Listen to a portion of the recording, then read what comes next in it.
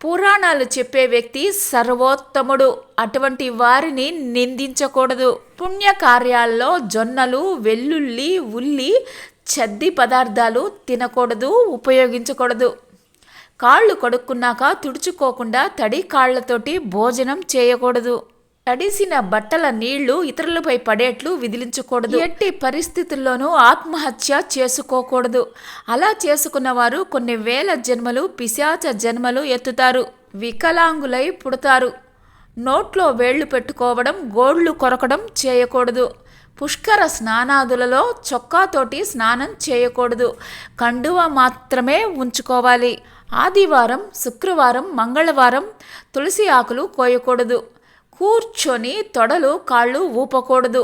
అలా ఊపిన వారు వచ్చే జన్మలో కుంటివారై పుడతారు. చీకటి పడ్డాక పువ్వులు, ఆకులు చెట్ల నుంచి తుంచకూడదు. నిద్ర నుంచి లేవగానే ముందుగా అరచేతులను దర్శించి వామన నామస్మరణ చేయాలి. నిజం తెలుసుకోకుండా ఎవరిని నిందించకూడదు. అభాండాలు వేయకూడదు.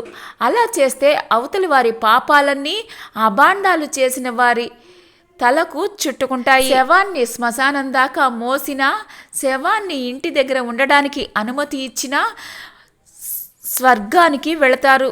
నిద్రపోతున్న వారిని అనవసరంగా లేపటం, పురాణ కథలు జరుగుతున్నప్పుడు విఘ్నం కలగచేయటం, భార్యాభర్తలను విడదీయడం, తల్లిని బిడ్డని విడదీయడం బ్రహ్మహత్య పాతకాలతోటి సమానం. వేళాపాళా లేకుండా నిద్రించే వారి విషయంలో ఈ నియమం వర్తించదు. పుట్టినరోజు దీపాలు కానీ కొవ్వొత్తులు కానీ ఆర్పకూడదు. నోటితో అగ్నిని ఊదటం ఘోర పాపం.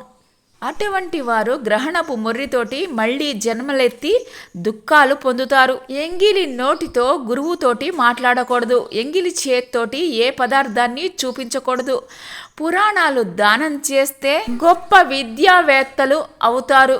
క్రూరుడు, దుష్టుడు కాని మగనితోటి తాళి కట్టించుకున్న భార్య కాపురం చేయక ఏడిపించటం, చెప్పిన మాట వినకపోవడం, తాళి తీసి భర్త చేతిలో పెట్టడం చేయకూడదు.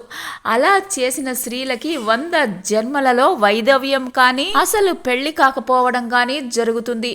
దీపాలు పెట్టే వేళ తల దువ్వుకోకూడదు. ఇలా చేసిన స్త్రీలకి 100 జన్మలలో వైధవ్యం కానీ, అసలు పెళ్లి జరగకపోవటం కానీ జరుగుతాయి. తల మీద 2 చేతులు ఒకేసారి పెట్టుకోకూడదు. వికలాంగులను వేళాకోళం చేయకూడదు.